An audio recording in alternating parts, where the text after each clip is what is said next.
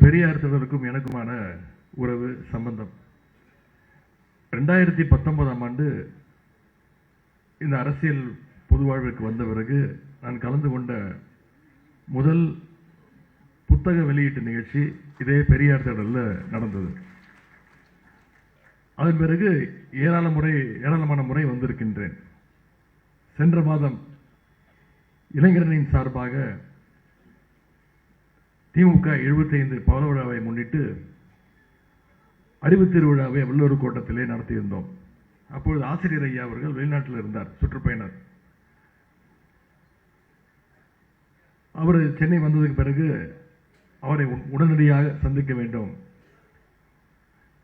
இளைஞரணியின் சார்பாக ஒரு புத்தகத்தை வெளியிட்டிருந்தோம். காலத்தின் நிறம் கருப்பு சிவப்பு என்ற புத்தகத்தை அது ஐயாவிடத்தில் கொடுத்துவிட்டு அவருடைய வாழ்த்துக்களை பெறுவதற்காக நானும் இளைஞரணி சகோதரர்களும் இருந்திருந்தோம். அதற்கு முன்பு ஒரு 10 நாட்களுக்கு முன்பு முரசொலியிலே பாசறை பக்கத்தை தொடர்ந்து ஆசிரியர் படித்து வருகிறார், அதற்காக எங்களை பாராட்ட வேண்டும், எங்களுடைய குழுவை பாராட்ட வேண்டும் என்று அவர் ஆசைப்படுகின்றார் என்று தெரிந்தவுடன் இதைவிட மிகப்பெரிய பாராட்டு பாசறை பக்கத்திற்கு எங்கேருந்து கிடைக்க போறது என்று நானும் இளைஞரணி துணை செயலாளர்களும் அந்த பாசறை பக்க குழு அவங்களோடு சேர்ந்து வந்து ஆசிரியர்களை வந்து சந்தித்து அவருடைய வாழ்த்தை பெற்றுவிட்டு சென்றேன்.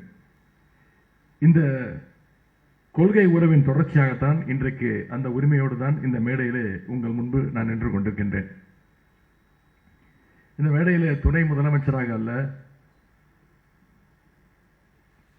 கழகத்துடைய இளைஞரணி செயலாளராக மட்டுமல்ல, அதைவிட நான் பெருமையாக கருதுவது தந்தை பெரியாருடைய கொள்கை பேரனாக இன்றைக்கு நான் இந்த நிகழ்ச்சியிலே கலந்து கொண்டிருக்கின்றேன்.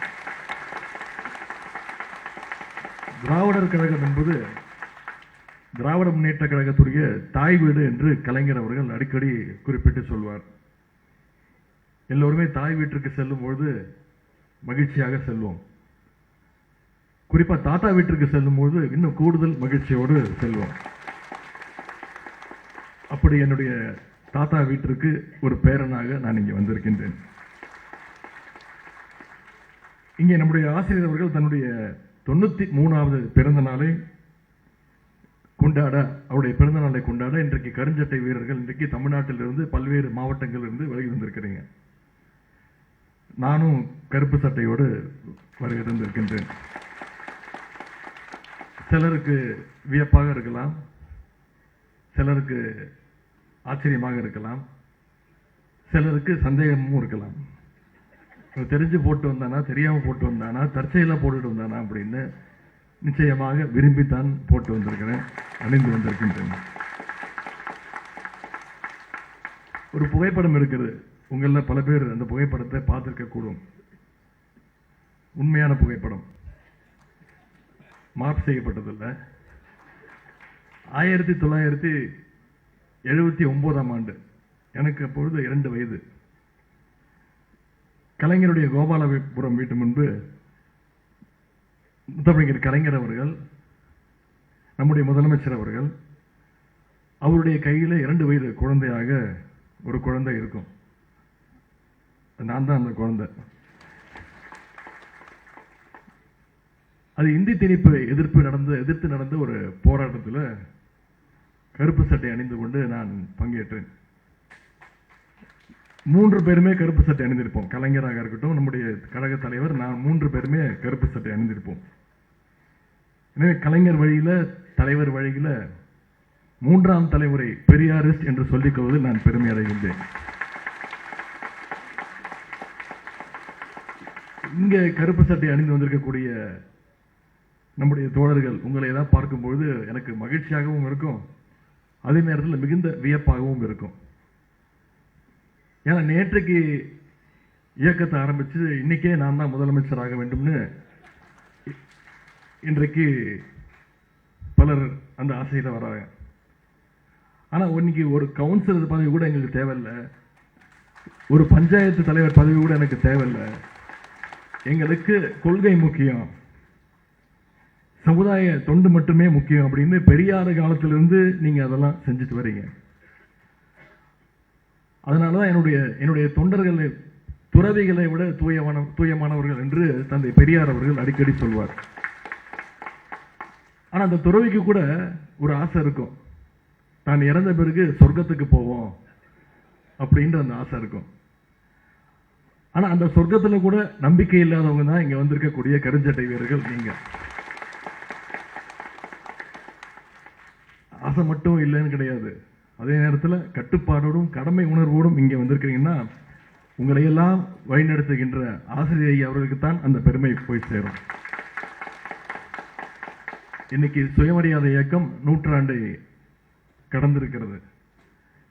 திராவிட முன்னேற்ற கழகம் பவள விழாவை தாண்டி இருக்கிறது, கொண்டாடி இருக்கிறது. இந்த சூழலை தன்னுடைய 83 ஆண்டு கால பொது வாழ்க்கை மூலமாக திராவிட இயக்கத்துடைய நேரடி வரலாற்று சாட்சியாக இன்றைக்கு ஆசிரியா இங்கே உட்கார்ந்திருக்கிறார்கள். இன்றைக்கு பெரியாருடைய கொள்கைகள் நாடு முழுவதும் வெளிநாடுகள் உட்பட இன்னைக்கு பரவிக்கிட்டு இருக்கு. பெரியாரை இன்னைக்கு உலகமே கொண்டாடிட்டு இருக்கு. குறிப்பிட்டு சொல்லணும், இன்றைக்கு இருக்கக்கூடிய தலைமுறையினர் ஜென்சி கிட்ஸ் அவங்களும் இன்னைக்கு பெரியாருடைய கொள்கைகளை படிக்க ஆரம்பிச்சிருக்கிறாங்க, ஏற்றுக்கொள்ள ஆரம்பிச்சிருக்கிறாங்க. அதற்கெல்லாம் காரணம் இங்க இருக்கக்கூடிய ஆசிரியருடைய உழைப்பு என்று சொன்னால் அதுல மாற்று கருத்து இல்லை. ஆசிரியர் அவர்கள் தன்னுடைய 10வது வயதிலிருந்து மேடைகளில் பேச தொடங்கிட்டார். 10 வயதுல பெரியாருடைய கொள்கைகளை பேச தொடங்கி ஆசிரியர் அவர்கள் இன்னைக்கு 93 வயதிலையும் அதே கொள்கைகளை பேசிக் கொண்டிருக்கிறார். இன்னைக்கு தந்தை பெரியார் அவர்கள் இருந்திருந்தா நம்ம எல்லாம் எப்படி வழி நடத்துவாரோ அதே இடத்துல இன்னைக்கு ஐயா ஆசிரியர் அவர்கள் இருந்து நம்மளை எல்லாம் வழி நடத்தி கொண்டிருக்கிறார். குறிப்பா தமிழ்நாட்டுக்கு எந்த நேரத்தில் எந்த ஆபத்து வந்தாலும், அது இந்தி திணிப்பாக இருக்கட்டும், எஸ்ஐஆராக இருக்கட்டும், டீலிமிட்டேஷனாக இருக்கட்டும், இடபிள்யூஎஸ் பிரச்சனையாக இருக்கட்டும், இப்படி எந்த ஆபத்து வந்தாலும் நமக்கெல்லாம் அதை முன்கூட்டியே தெரிவிக்கின்ற ஒரு எச்சரிக்கை மணியாக நம்முடைய ஆசிரியர் ஐயா அவர்கள் இருந்து கொண்டிருக்கிறார்கள். அதனால்தான் ஒவ்வொரு விஷயத்திலையும் ஆசிரியர் ஐயா என்ன இன்னைக்கு சொல்லியிருக்கிறாரு, என்ன ஸ்டாண்ட் எடுக்கிறாரு அப்படிங்கிறதுல தலைவராக இருக்கட்டும், திராவிட முன்னேற்ற கழகமாக இருக்கட்டும், எதுலையுமே அதில் கொஞ்சம் தெளிவாக இருப்போம். இன்றைக்கு காலையில் கூட தொடர்ந்து இப்பொழுது சில நாட்களாக இல்லை பல நாட்களாக தலைவர் கலைஞர் சொல்லுவார், காலைல முரசொலி படிச்சியான்னு செக் பண்ணுவாங்க. இன்னைக்கு முரசொலி படிக்கிறதுக்கு முன்னாடி நான் விடுதலையும் படிச்சுட்டு தான் முரசொலியும் படிக்க வேண்டிய அந்த காலச்சூழலில் நம்ம இன்னைக்கு இருந்துட்டு இருக்கோம். இளம் வயதில் நிறைய பேர், சின்ன வயசுல நிறைய பேர் அந்த வேகத்தில் கொள்கைகளை வேகமாக பேசுவாங்க. ஆனால் வயசாக அதை கொஞ்சம் பின்பற்ற முடியாத சூழ்நிலை ஏற்படும். ஆனால் நம்முடைய ஆசிரியர் அவர்கள் பெரியார் கொள்கைகளை பேசுவதோடு மட்டுமல்லாமல் அந்த கொள்கைகளை இன்று வரைக்கும் வாழ்ந்து கொண்டிருக்கின்றார். அதற்கு ஒரு சின்ன உதாரணத்தை நான் குறிப்பிட விரும்புகின்றேன். ஆசிரியர் அவர்கள் படிக்கும் பொழுது சட்டப்படிப்பு படித்தார். அப்போ எக்ஸாமுக்கு கொடுக்கின்ற ஹால் டிக்கெட்ஸை வேணும்னே போய் ராகு காலத்தில் போய் வாங்குகின்ற அந்த பழக்கத்தை அவர் கொண்டிருக்கிறார். அப்போ எல்லாரும் கேட்டிருக்கிறாங்க, ஏன்பா ராகு காலத்தை போய் வாங்குற அப்படின்னு கேட்டதுக்கு ஆசிரியர் சொன்னாரு, மற்றவர்கள் கெட்ட நேரம் நினைக்கிற இந்த நேரத்தில் நாம ஹால் டிக்கெட்டை போய் வாங்கணும்னா கூட்டம் இருக்காது, ரொம்ப சுலபமா வாங்கிட்டு வந்துடலாம், ஈஸியா வாங்கிட்டு வந்துடலாம் அப்படின்னு அவங்களுக்கெல்லாம் பதில் சொன்னார். பகுத்தறிவுவாதியா இருக்கிறதுனால இப்படி பல்வேறு நன்மைகள் நமக்கு தானாகவே அமைந்து விடுகின்றன. நாங்கள் சமீபத்தில் இளைஞரணி சார்பாக நடத்தின அறிவு திருவிழா, உங்களை பல பேர் தெரிஞ்சிருக்கோம், கேள்விப்பட்டிருப்பீங்க. அங்கே பேசும்போது நான் குறிப்பிட்டு பேசினேன். நிறைய பேர் கேட்டாங்க, அதையே வள்ளுவர் கோட்டத்தை நடத்துனீங்க அப்படின்னு. கலைஞர் கட்டிய வள்ளுவர் கோட்டம், அதன் பிறகு அதிமுக ஆட்சியில் 10 ஆண்டு காலம் அதை பராமரிப்பு இல்லாமல் போட்டு விட்டாங்க. அதன் பிறகு கழக ஆட்சி அமைந்த பிறகு தலைவர் அவர்கள் அதற்காக நிதி ஒதுக்கீடு செஞ்சு அதை முழுக்க ரெனோவேட் பண்ணி அதை திறந்து வச்சாங்க. அதன் பிறகு பெரிதாக அங்கே நிகழ்ச்சிகள் நடத்தப்படவில்லை. அரசு சார்பாக 1-2 நிகழ்ச்சிகள், கட்சியின் சார்பாக திமுக சார்பாக நிகழ்ச்சிகள் நடந்துகிட்டு இருந்தது. நான் வள்ளுவர் கோட்டத்தை தேர்ந்தெடுத்ததுமே பல பேர் அதற்கு முட்டுக்கடை போட்டாங்க. இதை யோசிக்கணும், இதை நீங்கள் கொஞ்சம் யோசிச்சு செய்யுங்க. எனக்கு தெரியும் அது இருக்கு எதற்காக சொல்கிறார்கள் என்றே தெரியும். அந்த ஒரு காரணத்திற்காகவே நான் சொன்ன நிச்சயம் அறிவு திருவிழாவை நான் வள்ளுவர் கோட்டத்தில் தான் நடத்துவேன் அப்படின்னு அதை நடத்தி காட்டி இன்னைக்கு அது மிகப்பெரிய வெற்றி விழாவாகவே அது அமைந்திருக்கிறது. அதே போல நம்முடைய ஆசிரியர் அவர்கள் பேச்சு திறமை, எழுத்து திறமையால் மட்டுமல்லாமல் தன்னுடைய செயல்களாலும் தந்தை பெரியாருடைய நம்பிக்கையை பெற்றவர் அவர். அதனால்தான் 30 வயசு இருக்கும்போது ஐயா அவர்களை விடுதலை பத்திரிகையுடைய ஆசிரியராக தந்தை பெரியார் அவர்கள் நியமித்தார். அன்றிலிருந்து இன்று வரை 63 ஆண்டுகள் விடுதலையுடைய ஆசிரியராக ஐயா அவர்கள் அதை சிறப்பாக இன்னைக்கு நடத்திட்டு இருக்கிறார். உலக அளவில் ஒரு பத்திரிகைக்கு 63 ஆண்டுகள் தொடர்ந்து ஆசிரியராக இருப்பவர் உலகத்திலேயே நம்முடைய ஆசிரியர் ஐயா அவர் மட்டும்தான். அவருக்கு மட்டும்தான் அந்த பெருமை. சமீபத்தில் நாங்கள் அந்த புக்கை கொடுத்தோம். புத்தகத்தை காலத்தின் நிறம் கருவிச புத்தகத்தை ஐயாட்ட கொடுத்தோம். அந்த புத்தகத்தில் பார்த்தீங்கன்னா முதல் வாழ்த்துறை, முதல் பேட்டி ஐயாவுடைய தான், அவருடைய பேட்டி தான். அந்த பேட்டியில் இளைஞரணியுடைய பணிகளை எல்லாம் அவர் பாராட்டியிருக்கிறார். ஒரு ஆசிரியரிடம் நல்ல மார்க் வாங்கி பாராட்டி பெற்றது போன்ற உணர்வு எங்கள் இளைஞரணிக்கு அந்த நேரத்தில் கிடைச்சது. பெரியாரும் அண்ணாவும் பேசிக்கொள்ளாத சமயத்தில் விடுதலை பத்திரிகையில் திமுக பற்றி எழுதும்போது திமுகன்னு எழுத மாட்டாங்க, கண்ணீர் துளிகள் அப்படின்னா குறிப்பிட்டு விடுதலை பத்திரிகையில் வரும்.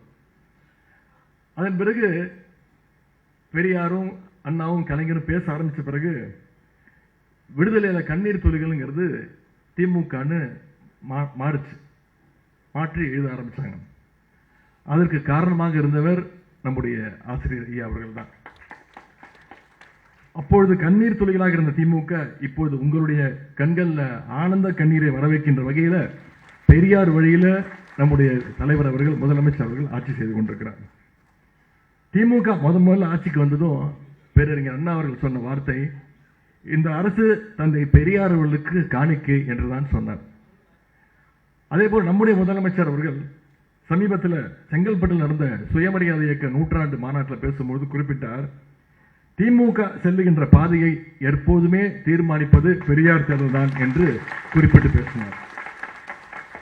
ஆகவே பெரியாருடைய கொள்கை பாதையில் தான் திமுக எப்பொழுதும் சொல்லும், அதை யாராலும் நிச்சயம் மாற்ற முடியாது. ஆசிரியருடைய பிறந்தநாள் இன்றைக்கு 93வது பிறந்த நாள். ஆனால் ஆசிரியருடைய தன்னுடைய 74வது பிறந்தநாள் வரைக்கும் அவருடைய பிறந்த நாளை அவர் கொண்டாடுறதே கிடையாது. அவருக்கு 75வது பவள விழா பிறந்தநாள் கொண்டாட நினைக்கும் பொழுது அனைவரும் அவர்கிட்ட போய் கேட்கும் பொழுது முடியாது அப்படின்ட்டார். அந்த விழா குழுவினர் கலைஞர்கிட்ட போய், கலைஞர் அவர்கள் அதை கொண்டாடியே ஆக வேண்டும், ஆசிரியருடைய பவள விழாவை கொண்டாட வேண்டும் அப்படின்னு முடிவெடுத்தார். அப்ப கலைஞர் சொன்னாரு, நான் சொன்னா மறுக்க மாட்டாரு, அவருடைய 75வது பிறந்தநாள் விழா என்னுடைய தலைமையில் நடக்கும்னு போய் சொல்லுங்க அவர்கிட்ட அப்படின்னு சொன்னோடனே வேற வழி இல்லாம ஆசிரியர் ஐயா ஒத்துக்கிட்டார். அதன் பிறகுதான் பிறந்தநாள் நிகழ்ச்சிகள்ல ஆசிரியர் ஐயா கலந்து கொள்ள ஆரம்பிச்சார். அப்படி பார்த்தா இப்போது நடக்குகின்ற இந்த பிறந்தநாள் விழா நிகழ்ச்சிக்கும் முத்தமிழ் கலைஞர் அவர்களுக்குமே ஒரு நெருங்கிய தொடர்பு உண்டு. அவர்தான் இந்த நிகழ்ச்சிக்கும் காரணம். அந்த அளவுக்கு ஆசிரியர் ஐயா மீது கலைஞர் அவர்களுக்கு தனி பிரியம், தனி பாசம், தனி மரியாதை. அதனாலதான் ஆசிரியர் அவர்களை கலைஞர் குறிப்பிட்டு பேசுவோம் சொல்கிறார், அவர் வெறும் கி வீரமணி கிடையாது, என்னுடைய கீயாகவும் அவர் தான் எப்பொழுதுமே இருந்து கொண்டிருக்கிறார் அப்படின்னு கலைஞர் குறிப்பிட்டு பேசியிருக்கிறார். தான் ஏற்றுக்கொண்ட கொள்கைக்காக பல தியாகங்களை செய்தவர் தான் ஆசிரியர் அவர்கள். குறிப்பாக மிசா சட்டத்தில் நம்முடைய தலைவர் முதலமைச்சர் அவர்கள் கைது செய்யப்பட்டார். ஆனால் நம்முடைய முதலமைச்சருக்கு முன்னதாகவே கைது செய்யப்பட்டு சிறையில் நடைபெற்றவர் தான் நம்முடைய ஆசிரியர் ஐயா அவர்கள். நம்முடைய முதலமைச்சர் அவர்களை கைது செய்து சிறைக்குள்ள தள்ளும்போது அதே அறையில் இருந்து அவரை தாங்கி பிடித்துக் கொண்ட கரங்கள் தான் ஆசிரியர் ஐயாவுடைய கரங்கள். திமுக ஒரு அரசியல் கட்சி. அதனால மிசா டைம்ல திமுக கழகத்துடைய தலைவர்கள், நிர்வாகிகள் எல்லாம் தேடி தேடி கைது செஞ்சாங்க. ஆனா திராவிடர் கழகம் என்பது ஒரு சமுதாய இயக்கம். திமுகவை ஆதரிச்ச ஒரே காரணத்துக்காக திராவிட கழக நிர்வாகிகளையும் சேர்த்து கைது செஞ்சாங்க. அப்படித்தான் ஆசிரியர் ஐயா அவர்களையும் கைது செஞ்சு சிறையில் அடைக்கப்பட்டார். இந்த நேரத்தில் மணியம்மையாருடைய வீரத்தை பற்றி நான் இங்கே குறிப்பிட்டு பேச வேண்டும். ஒன்றிய அரசில் இருந்தவர்கள் அந்த காலத்தில் இப்பொழுது மாதிரி அன்னைக்கும் பிளாக்மெயில் செஞ்சுட்டு இருந்தாங்க. மணியம்மையாரிடம் சொன்னாங்க, திமுகவுக்கும் திகாவுக்கும் எந்த ஒட்டும் இல்லை, உறவும் இல்லை அப்படின்னு நீங்க எழுதி கொடுத்துருங்க, அனைவரையும் விடுதலை செஞ்சிடறோம் அப்படின்னு ஒன்றிய அரசு, அப்போ இருந்த ஒன்றிய அரசு மணியம்மையாரிடம் சொன்னாங்க.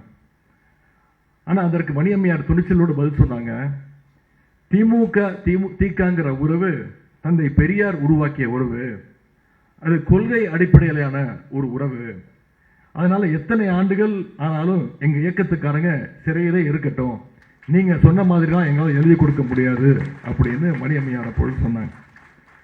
செத்தாலும் சாகட்டும், ஆனால் திமுகவுடன் உறவு இல்லை என்று என்னால் சொல்லவே முடியாது என்று சொன்ன வீர பெண்மணி தான் அன்னை மணியம்மையார் அவர்கள். இவ்வளவு தாக்குதல்கள், சிறைவாசங்கள், ஒடுக்குமுறைகள் எல்லாவற்றையும் நமக்காக தாங்கிக் கொண்ட ஆசிரியர்களுக்கு நாங்கள் எப்பொழுதுமே துணையாக நிற்போம், நிற்க வேண்டும், அது எங்களுடைய கடமை. ஆனா ஆசிரியர்களை பார்க்கும்பொழுது அவருக்கு 93 வயசு அப்படின்னு யாராலையும் நம்ப முடியாது. 39 வயசுன்னு சொன்னாங்கன்னா நம்பலாம். 93 வயசுலையும் இன்னைக்கும் எங்களை விட சுறுசுறுப்போடு, இன்னும் சொல்ல போனா எங்களை விட சின்ன வயசு பையன் மாதிரி சுறுசுறுப்பா பயணிச்சுட்டு இருக்கிறார், செயல்பட்டு கொண்டிருக்கிறார். தமிழ்நாடு முழுவதும் சூறாவளி சுற்றுப்பயணத்தை மேற்கொண்டிருக்கிறார். தொடர்ந்து விடுதலை பத்திரிகையில் பார்க்கிறேன், கடந்த ஒரு வாரத்தில் மட்டும் பொள்ளாச்சி, கோபி, சென்னை, திருச்சி, மன்னார்குடி, பட்டுக்கோட்டை, புதுக்கோட்டை, காரைக்குடின்னு ஒவ்வொரு நாளைக்கும் ஒவ்வொரு ஊர்ல இருந்து தன்னுடைய பிரச்சாரத்தை செய்து கொண்டிருக்கிறார். பெரியாருடைய கருத்துக்களை பரப்பணுங்கிற அந்த உந்துதல் இருக்கிறதுனால தான் ஆசிரியர்கள் அவர்கள் இந்த வயசுலையும் உற்சாகத்தோடு அவர் இந்த சுற்றுப்பயணத்தை மேற்கொள்கிறார். தந்தை பெரியாருடைய வயதை பற்றி சொல்லும்போது கலைஞர் அவர்கள் ஒரு முறை சொன்னார், தமிழ் சமுதாயம் ஒருபடி முன்னே ஏறினால் பெரியாருடைய வயசுல ஒன்று குறையும் அப்படின்னு கலைஞர் அவர்கள் சொன்னார். நான் கலைஞரிடத்துல அதை இரவல் வாங்கி இன்றைக்கு ஆசிரியருக்கும் அதையே குறிப்பிட விரும்புகின்றேன். தமிழர்கள் ஒருபடி முன்னேறினால் நம்முடைய ஆசிரியர்களுடைய வயதுல ஒன்று நிச்சயமாக குறையும். அதற்காக உற்சாகத்தோடு பணியாற்றி கொண்டிருக்கக்கூடிய உங்களை வழிகாட்டியாக நாங்கள் அனைவரும் உங்களுடைய வழிகாட்டுதலோடு பயணிக்க நாங்கள் விரும்புகின்றோம். இறுதியாக இந்த பெரியார் திடலை பற்றி கலைஞர் அவர்கள் குறிப்பிட்டதை இங்கே சொல்லி முடிக்க விரும்புகின்றேன். கீரிக்கும் பாம்புக்கும் சண்டை வரும்பொழுது பாம்பை கொன்று எப்பொழுதுமே கீரி தான் ஜெயிக்கும். ஆனால் பாம்பிடம் கடிப்பட்ட அந்த கீரி அந்த பாம்பினுடைய விஷத்தை போக்கிக் கொள்வதற்காக அதற்கு மட்டுமே தெரிந்த ஒரு மூலிகையில கொண்டு போய் விழுந்து புரளும். அப்படி பொது வாழ்வில் பல பாம்புகளிடம் கடிபடும் நான் பெரியார் திடலுக்கு வந்து பெரியார் எனும் மூலிகையை தடவினால் அந்த விஷமெல்லாம் முறிந்து போகும் அப்படின்னு கலைஞர் அவர்கள் குறிப்பிட்டு சொல்லியிருக்கிறார். கலைஞர் அவர்களை மட்டுமல்ல, இன்றைக்கு நம்முடைய முதலமைச்சர் அவர்களை மட்டுமல்ல, என்னையும் சில நேரங்களில் நிறைய பாசிச பாம்புகள் சீண்டு கொண்டு இன்றைக்கும் இருக்கின்றது. ஆகவே எங்களுக்கும் பெரியார் திடலுடைய மூலிகை கண்டிப்பாக தேவைப்படும். எனவே நிச்சயம் நாங்கள் அடிக்கடி இந்த பெரியார் திடலுக்கு வர வேண்டிய கட்டாயம் எங்களுக்கும் ஏற்படும்.